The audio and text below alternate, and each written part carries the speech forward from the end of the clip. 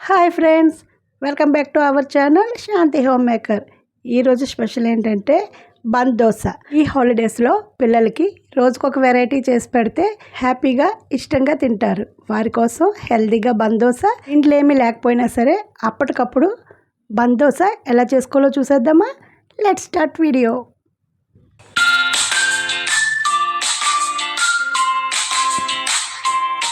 ముందుగా ఒక బౌల్ తీసుకోవాలి. ఈ బౌల్లోకి 3 కప్పులు గోధుమ రవ్వ వేసుకోవాలి. గోధుమ రవ్వ అంటే సుజీ అని కూడా అంటారు కొన్ని ప్రాంతాల్లో. ఈ గోధుమ రవ్వ 3 కప్పులకి 1 కప్పు మిల్ మేకర్ వేసుకోవాలి. ఈ మిల్ మేకర్ లేకపోతే ఈ ప్లేస్లో అటుకులైనా వేసుకోవచ్చు. వీటికి 1 కప్పు పెరుగు వేసుకోవాలి. ఈ పెరుగు పులిసిన పెరుగు అయితే చాలా రుచిగా ఉంటుంది. ఇలా గట్టి పెరుగైనా వేసుకోవచ్చు, లేకపోతే మజ్జిగలా చినికి కూడా వేసుకోవచ్చు. వేసుకొని ఇందులో కొంచెం వాటర్ వేసుకొని ఒకసారి బాగా కలిపేసుకోవాలి. ఇలా కలుపుకున్న దానిని ఒక 10 నిమిషాలు మూత పెట్టుకొని రెస్ట్ ఇవ్వాలి. ఇలా 10 నిమిషాల తర్వాత దీన్ని కొద్దిగా వాటర్ వేసుకొని మిక్సీ జార్లో వేసుకొని కొంచెం బరకగా గ్రైండ్ చేసుకోవాలి. మరి స్మూత్గా కాకుండా బరకగా అయితే బాగుంటుంది. మిల్ మేకర్ బాగా పేస్ట్ అవ్వకుండా బరకగా ఉండేటట్లు చూసుకుంటే అక్కడక్కడ పంటికి తగిలి రుచిగా ఉంటుంది. ఇలా 2 సార్లు వేసుకొని ఇందులో సరిపడినంత ఉప్పు వేసుకొని ఇలా పేస్ట్ చేసుకోవాలి. ఇలా పేస్ట్ చేసుకొని పక్కన ఉంచుకొని ఇప్పుడు స్టవ్ ఆన్ చేసుకొని బాణీలు పెట్టి కొంచెం ఆయిల్ వేసుకొని ఆయిల్ హీట్ ఎక్కిన తర్వాత 1 స్పూన్ పచ్చిశనగపప్పు, 1 స్పూన్ మినపప్పు, 1 స్పూన్ ఆవాలు, 1/2 స్పూన్ జీలకర్ర వేసుకొని నీట్గా కడిగేసుకున్న కరివేపాకుని 3 రెమ్మల కరివేపాకు తీసుకోవాలి. దీన్ని సన్నగా కట్ చేసి వేసుకొని ఇందులోనే ఒక 3 ఉల్లిపాయలు సన్నగా కట్ చేసుకొని ఇవన్నీ ఒకసారి పచ్చివాసన పోయేంత వరకు ఫ్రై చేసుకోవాలి. స్టవ్ మీడియం ఫ్లేమ్లో పెట్టుకొని ఈ ఉల్లిపాయల్ని బాగా వేయించుకోవాలి. ఇవి బాగా వేగితే ఈ బంద్ దోశ చక్కగా లోపల ఆనియన్స్ కూడా ఉడికి బాగుంటుంది. ఇలా వేగిన తర్వాత ఇందులో 2 స్పూన్లు నువ్వులు వేసుకోవాలి. 2 పచ్చిమిరపకాయలు సన్నగా కట్ చేసి వేసుకొని 2 ఇంచుల అల్లం ముక్కని సన్నగా తురుముకొని వేసుకోవాలి.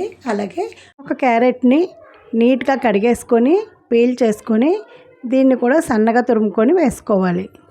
ఇవన్నీ బాగా కలిసేలాగా కలుపుకొని 2 నిమిషాలు ఫ్రై చేసుకొని స్టవ్ ఆఫ్ చేసుకుంటే సరిపోతుంది. ఈ హాలిడేస్లో పిల్లలకి ఇలా వెరైటీ టిఫిన్స్ చేసి పెడితే చాలా ఇష్టంగా చాలా ఫాస్ట్గా కూడా తినేస్తారు.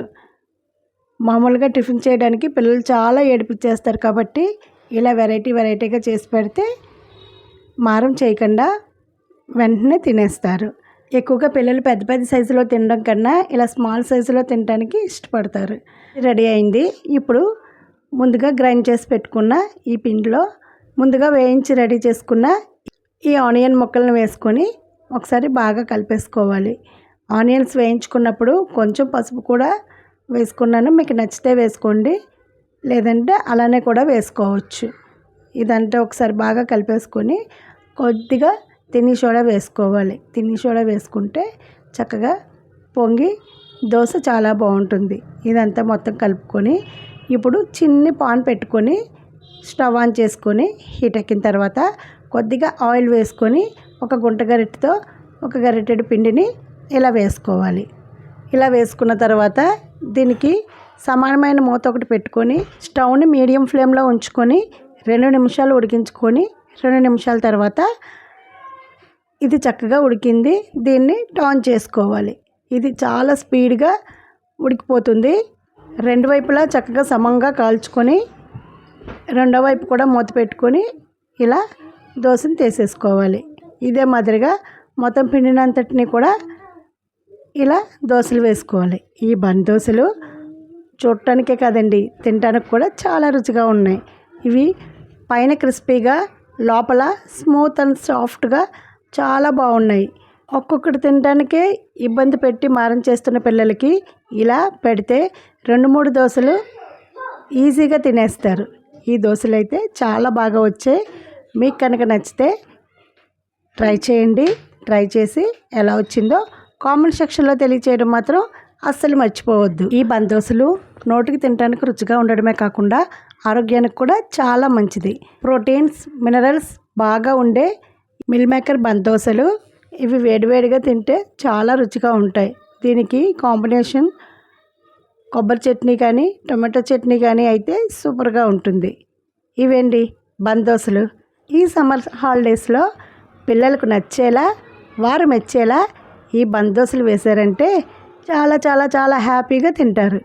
చివరిగా చిన్న టిప్, నచ్చితే ఒక లైక్ ఇవ్వండి. అందరు పేరెంట్స్ చిన్నపిల్లలను బాగా చూసుకుంటారు. ఎప్పుడు వాళ్ళని నవ్వుతున్నట్లు ఆడించుతూ ఉండాలి. ఏదో ఒకటి కొత్తగా నేర్పిస్తూ ఉండాలి. పిల్లలకి చిన్న చిన్న పనులు చెప్తూ సంతోషంగా నేర్పిస్తూ ఉండాలి. మేము కూడా ఎప్పుడు అన్ని పనులకు హెల్ప్ చేస్తూ ఉంటాం. ఈ వీడియోని ఎక్కడ స్కిప్ చేయకుండా చూస్తున్నందుకు చాలా చాలా చాలా thanks. Thank you for watching. Keep smiling. Bye bye.